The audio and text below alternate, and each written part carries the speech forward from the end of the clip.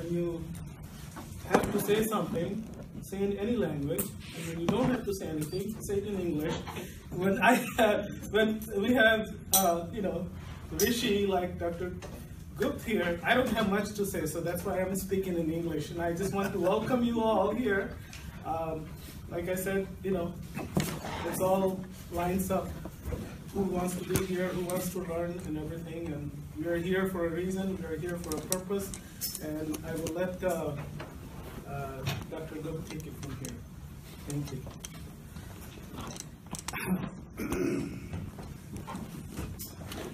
Thank you very much, Avtansaji.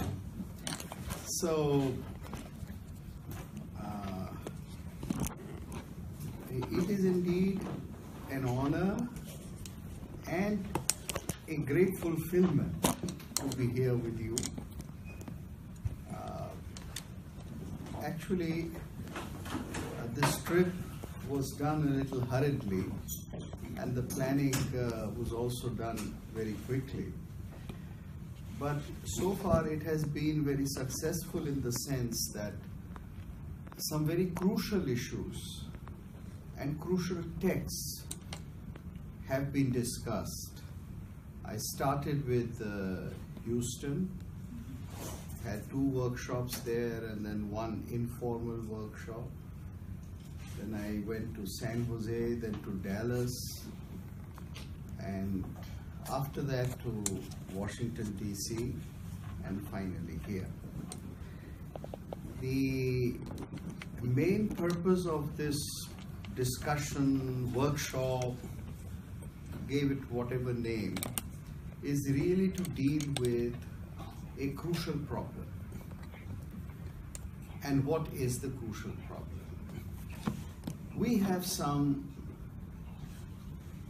fundamental texts of our civilization. And these texts, for the last 150 years, have almost become either a matter of castigation or a matter of ridicule. So we have lost actually our trust in these texts. Now a civilization, at least to my mind, is defined by a line of texts that the civilization preserves, or a series of texts by which that civilization lives and revives itself. For instance, there is no Christianity without the Bible. The Old Testament in Hebrew and the New Testament in Greek. And the language is also very important. Hebrew in the Old and Greek, 2,000-year-old Greek in the New. And there is certainly no Islam without Quran-e-Majid. Without Quran, there is no focal point. The whole civilization depends upon it. The whole ideology depends upon it. Similarly for India. Now in case of India, we are richer because we don't have one, we have a whole line of texts, beginning with Rig Veda, Sam Veda, and the other 2 Vedas. And then we have a whole line of texts given to us by the modern rishis, by the modern sages like Sri Aurobindo. We have a whole tradition. And yet, the Hindu civilization is subject to all kinds of confusions. We very often hear that, what are we going to decide upon? Which is the cardinal text of Hinduism? if you have to prescribe one single text or tell somebody that where to go for the fundamental Hindu beliefs, then which should be the text? Now, this was not the question before 19th century. In nobody's mind this was the question. Because people said, here are our texts which are known by very different kinds of names. Not a single name like a scripture. You know, the word used in English very often for the Christian fundamental text is the scripture. What is your scripture? The Bible. What is your scripture? The Quran. Right? We don't use a single word. We have the Vedas, then we have the Brahmanas, the Aranyakas, the Upanishads, and then as you come down, then we have text of what has been called not the Astic but the Nastic tradition, but which is still part of our study constantly. And then we have a whole line of Shastras, then we have Kavyas and all kinds of Natya. We have a whole category of texts and whole reality of education called the Natya. You see, the variety is immense. What I'm trying to drive at is that one should see the line as it is and not in terms of the questions that are put to us by the Christians or the Jews or the modern Indologists. See, because that's not the way to look at it. Because if you look at it, then you are all the time apologetic. नहीं है हमारे पास एक नहीं है अनेक है ये अच्छा है वो अच्छा है. You see, then we just get derailed. So the important thing is to stand by the tradition, investigate the tradition, and have faith in the tradition. Faith not in the blind sense, faith not in even the Christian sense. You know, there is a Christian definition of faith. Faith is the substance of things hoped for and the evidence of things unseen. This is the Christian definition of faith given by Dante Alighieri in his Divine Comedy. And it is derived from, I think, from something which John said in his Gospel. So, evidence of things unseen. In India, there is no faith which is in anything which is unseen. You see, there is faith in thing which you have experienced. Anubhuti, Swanabhuti. I only stand by something which I have known myself, not which has been told to me by whomsoever. The final praman or the final evidence is my experience. That is my faith. It is not evidence of thing unseen. It's not substance of thing hoped for. And evidence of thing which I will one day experience. No, it is Swanubhuti. Swanubhuti is the only standard. I think Bhartri Hari has a verse on this. Dikkaladhyanavachinna Dikkaladhyanavachin Anantachinamatra Murtaye. This is about Shiva. Swanabhutim Ekamanaya Namaha Shantaya Tejase. I bow to that Shiva who is Shanta and brilliant, or Teja, and Swanabhuti Mekamanaya. Swanabhuti is the only manam, is the only way of defining. He is the one who gives the experience and he is the final. So Swanabhuti in the Indian tradition, and that makes it distinct from Christianity, Islam and Judaism. It's a Hindu faith, or as a matter of fact, I think all pagan faiths, so-called pagan faiths, they are based on experience which happens to you in front of your own eyes.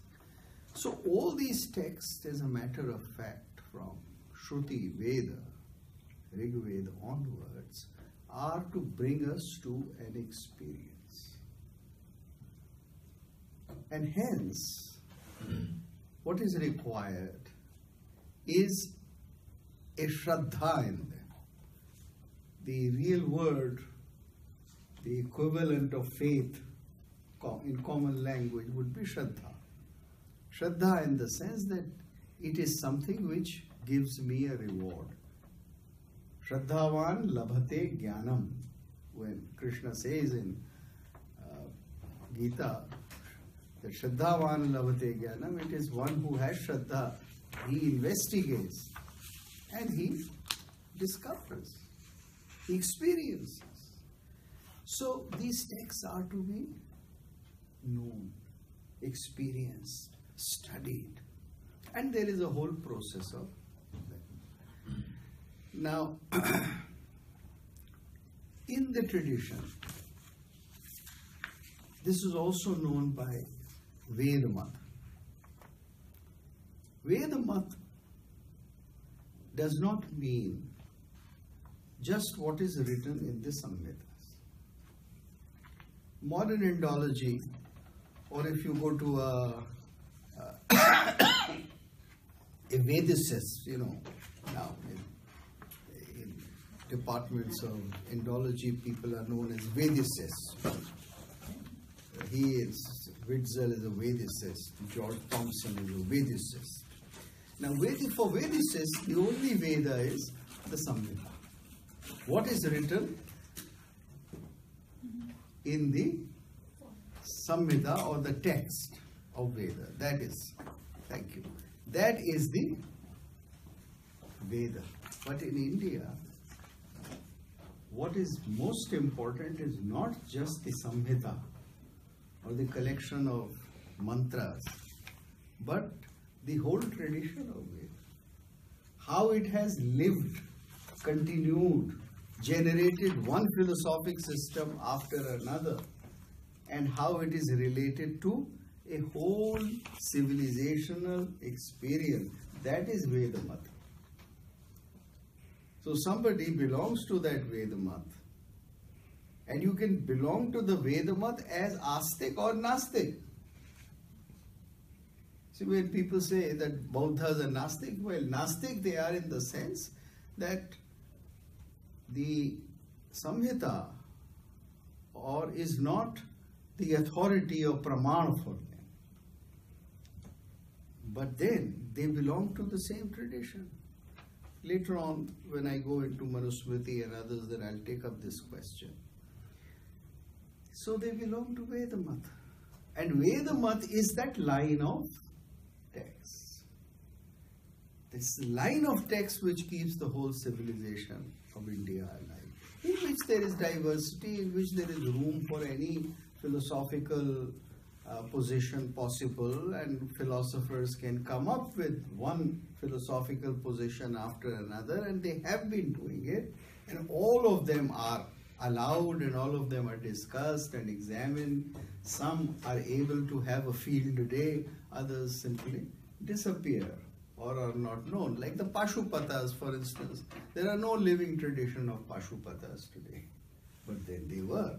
So there are so many darshanas which were living tradition once upon a time, or certain sampradayas which were part of the living tradition, which have disappeared or merged into some other tradition. But it is a continuum. Now, when you understand this, then you know where you stand and where you belong. See, that's the most important thing. Because we cannot be defined by what has been told to us about our identity from, let's say, mid-19th century onwards by Western Indology. Western Indology has their own way of thinking, and it is their cup of tea. It is for themselves that they made it. They didn't make it for us. That's how they wanted to define us, so they did a good job for themselves. There's no point in endlessly blaming them. We have to move on and to recognize and understand our own tradition. Now there are three texts that I'm going to take up today, which are the part of this tradition and which define social life, how life is to be lived. You see, in the 19th century, the main confrontation was with the British and other Indological writing. The main confrontation was how to define India as different from the West. So we made an image of India primarily as a spiritual land, elevating the Vedic values or elevating the spiritual element and elevating the Vedanta and keeping it highest, and said this is our core and everything comes around it. This was unfortunately a reaction. You see, because this was a reaction to the monotheistic tradition which was introduced to us earlier by Islam and very specifically by Christianity. Islam brought in monotheism without much dialogue. You know, there has been no dialogue in philosophical terms or social terms with Islam. Although Islam came here in a little bit in the 9th century with Muhammad bin Qasim, but then with full force and vigor and political domination in the 11th century here, 12th century, the Delhi Sultanate. But still there was no philosophical exchange or understanding or evaluation. I mean, there is no text which defines Islam. In the later text, Sarva Dharma Sangraha, Islam is not described as a philosophical system. Dayanand Saraswati is the first person writing in 19th century in Satyartha Prakash, where when he takes up all philosophical systems, the Bauddhas, the Jainas and Vaishnavas, then he takes Islam and Christianity also. But there was no Purva Paksha of Islam and no text writing about it in a proper detail. So in the 19th century we get so intimidated with monotheism that we posit Brahmavad, we posit Vedanta as the real, the major, the dominant, the Vedantic system. Now that also is not a true picture of the tradition. The tradition, please join me. Welcome. The tradition puts forth four things as the purpose of human life. I mean, why do human beings act and live, and what should they achieve? And there, the idea of dharma, artha, kam and moksha, these are the four reasons for living. Why do you live? What are you going to do? How are you going to survive? By following these four purusharthas. That is, a purush here means man as well as woman. Don't get into a modern genderist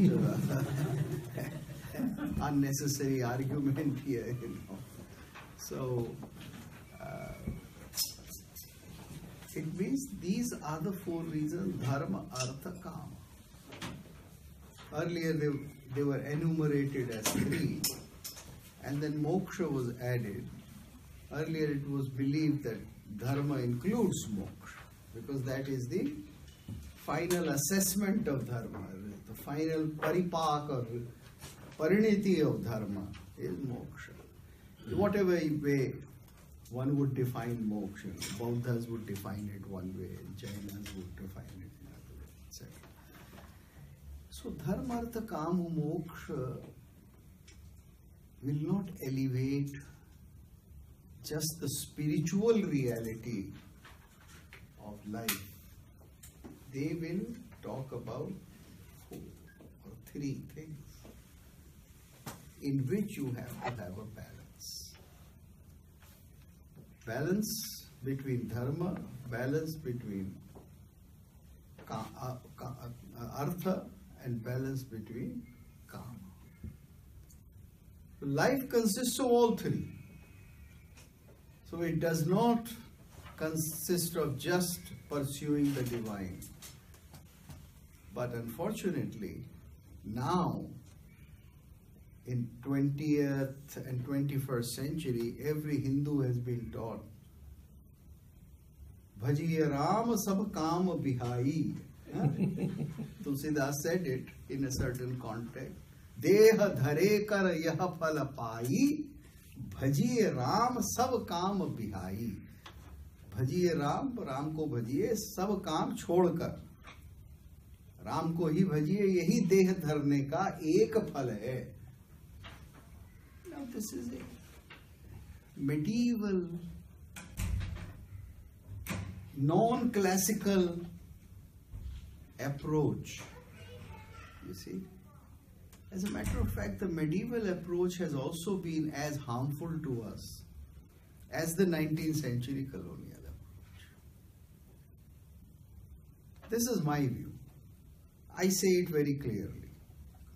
I get a lot of flack for it also from various sections of spiritualists and swamis and others. But then this is what the texts are talking about. You see, praman to aapke samne hai na. The line of these texts. Nothing vacuous, nothing imaginary. There is no ancient text which says something in Sanskrit or in Apabhransh or an earlier Indian language parallel to Deha Dhare Kariyah Phalapai. There is no such text. The whole medieval period of India, right from, let us say, Kabir and onwards, it has this turning away from the world. So the purpose of life is made some kind of a moksha, whether that moksha is nirguna moksha or saguna moksha, but it turns out to be the single purpose of life is liberation. Now that was not the ideal of Indian civilization ever. The classical ideal, and which needs to be very clearly re-emphasized is that there is a balance between dharma, artha, kama, and moksha, which is in any case part of dharma. Now, if you look at it this way, then we have three cardinal texts which talk about this. The Dharma Shastras, for what is the dharmic way of life, or what is going to be your daily pursuit and activity and your daily practice, achara. See, for that we have the Dharma Shastras, and Manu is the foremost of the Dharma Shastras. Then we have for Artha Kautilya's Artha Shastra, and for Kama we have Vatsyayan's Kama Sutra. Kama Sutra is also a Shastra, but it is called Kama Sutra because it is not written in couplets or karikas, but it is written in prose, short, small prose passages called the sutras, and therefore it is called Kama Sutra. But the purpose is entirely the same. Okay? So with these three texts, we should try and get an understanding of what the classical ideals of the balance between dharma, artha and kama are. And we shall take them now, one by one. So we'll begin first of all with Manusmriti. Yeah, please. Quickly, I just want to talk about the format. Would you mind if people ask questions? Raise hand, ask questions, and you decide when you want to answer or you want to take it up at a later time? I was about to announce that. You know, the way I go about these talks is that I introduce the subject and then I get into something so specific as Manusmriti, which I will do now. And then I will invite questions, and so that you can ask me questions and we discuss what I have said. Some questions I'll answer straight away, some, as part of the discussion. So this is an entirely interactive session, and I should have announced that earlier, but that's what it's going to be. So let me make a small introduction about Manusmriti, and so that you have something specific to ask about. I so far gave you a general historical introduction, how we need to approach the texts of India and how they are very important in order to even think about modernity in a different fashion. Because you have to assess the reality of civilization in terms of texts, in terms of the textual tradition, which I consider to be the real tradition with which you can talk about, you see. It's very different from a certain phase modern Hinduism has gone into. This is the phase of having a guru and following what the guru says. You see, for the last 50 years or maybe even 100 years, all Hinduism is rushing towards Guruvad. So there are famous gurus. No need for me to take the names. You all know the names. This has been so from 1950 onwards, Mahesh Yogi onwards. So you latch on to a guru, and then whatever the guru talks about, whatever text the guru may refer, or the life of the guru, and that's how you work out a spiritual way.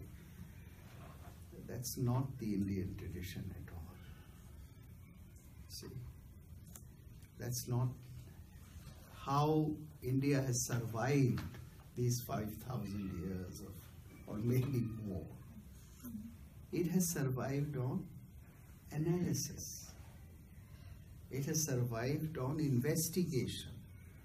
It has survived on comparison of what is good and what is bad, and what is good for social life, spiritual life, cultural life, and how does these values make up your civilization. So we had a very, very well thought out system of living. You see, when something like very vague, I read for the first time, Radhakrishnan's Hinduism is a way of life. Of course, I was very young, second year in college, 1965. So I felt uncomfortable. Now today I can outright junk this and tell you why it should be junked. But at that time it was just a matter of discomfort for me.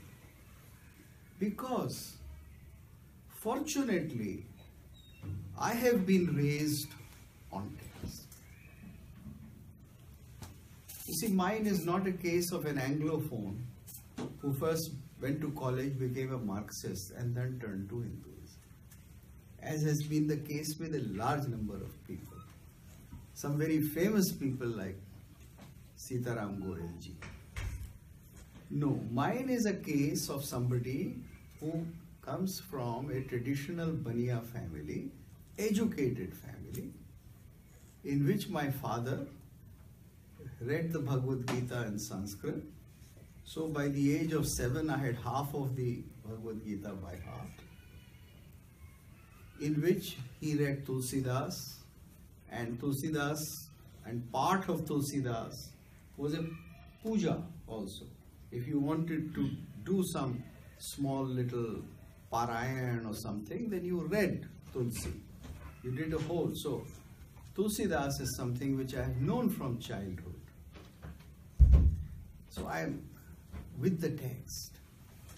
And my uncle was somebody who knew a bit of Persian, or knew a lot of Urdu poetry. So by the age of 10, I was familiar with a huge number of Urdu poets, etc. Again, the text. And then classical North Indian music, which was part of our home. So I had that pure first-hand understanding of what is a particular way of worship and what is music as part of an achievement. And then of course I went to an Anglophonic school and I read Shakespeare and all that. But I am a person who right from early childhood has had a textual training. And I have found that all other kinds of training are misleading. They are totally misleading. And all great philosophers in this country have not just gone to a guru, but they have looked for a guru because they wanted to understand a particular text. Why do you go to a guru for? Because he is going to teach you a text. He is the specialist of that tradition. So the great stalwarts, the great philosophers, they have always pursued a particular textual philosophic tradition and then gone to a teacher.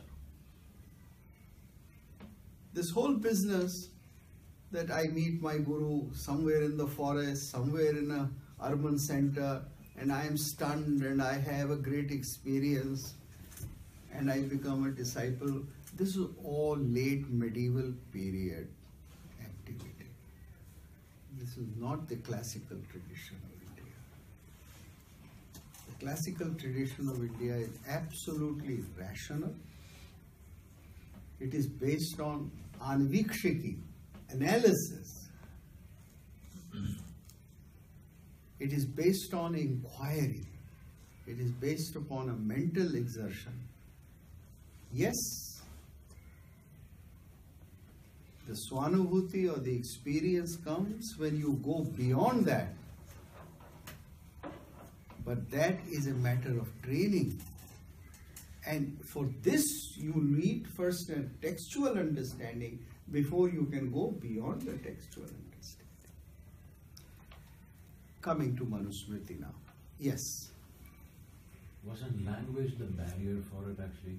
Isn't language the barrier? Sanskrit is something that many of us do not know. You mean it was or it is or what? It probably changed at some point. Or you mean right? Through civilization Yeah, it has changed some point of time. Today we don't know much. Not many of us know Sanskrit. Okay, right? now look, let me tell you about this whole business of talking about Sanskrit as a language of few people and then of course saying, no, it was not few. This is all unhistorically true. There is a great wonder which happened in India. And that is why Indian civilization survived. The wonder was that all the philosophic notions in the Vedas, in the Shastras, in the Dharma Shastras, various Shastras, were taught to people at large. Huh? To women and Shudras as well, to put it in classical language. By the agency of Natya or theatre or performing arts. And this is very early. It's as early as the Vedic Yajna itself. All the ideas, they were transmitted to the most common people. If you go into the villages of India and talk to not the very young, but let's say middle age or old age people, they still use some very specific definitional terms of Indian philosophy very comfortably, like Atma. You see, they have a very clear understanding of what is Atma. They don't use it vaguely. An old woman who perhaps is illiterate, how is she able to do it? Because she has heard the Ramayana, Mahabharata, the story, she has watched the plays, she has seen Leela. The message has been there. They use terms like rasa. You know, rasa is such a complicated, sophisticated terms that our great Harvard professors have not been able to understand it. Sorry for being so blunt, but Sundar and I, we keep talking about that problem and, you know, as to how people misunderstand. But the village women and the lowest caste women, they know what is rasa. They use the word rasa very comfortably, very accurately. अब ये कैसे हो गया भाई? How did this happen? Is it an accident? No, it's not an accident. It's part of a cultural system of education. And this education came to us. So, don't get carried away by this colonial argument that the language of philosophy was Sanskrit and the language of philosophy was restricted to a few and the others were just subjected to it. No. All the essential doctrines were immediately transmitted through various channels, various performing channels, because Natya is not just drama. Katha is also drama. Leela is also drama. Ritual, what is we call sanskar, ritual, veela, khel, all this is performing. Or telling stories through pictures, Bhopas of Rajasthan. All this is transmitting the essential philosophical terms. And the people believed in it. And the people lived by it.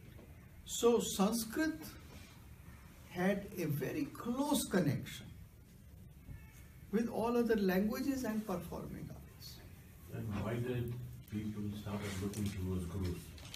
That was my question actually. But the gurus were not teaching through Sanskrit. Okay. You see, there were all kinds of gurus. Okay. Gurus who would teach you texts. Those gurus will teach you in the language of the text. If it was Pali, then through Pali. If it was Ardha Magadhi, through that. If it was some Abhransh, then through that. And in medieval times, they would teach you through whatever the medieval languages. Kavita, like Kabir will teach his. After all, why did Kabir write these compositions? In order to teach to his sampradaya, to his students, to his followers. So people went to gurus, all kinds of gurus. This is a very limited approach of what was the method of teaching and the cultural method of teaching in India. Just look at every method. Every teacher was not a pandit of an agraha, and every student was not somebody who went there through Upanayan. That's part of the reality. But we talk about it, we discuss it, we have politics over it. But look at the big picture. How education was done and how, Yes, so coming back to the, coming back to Manusmriti.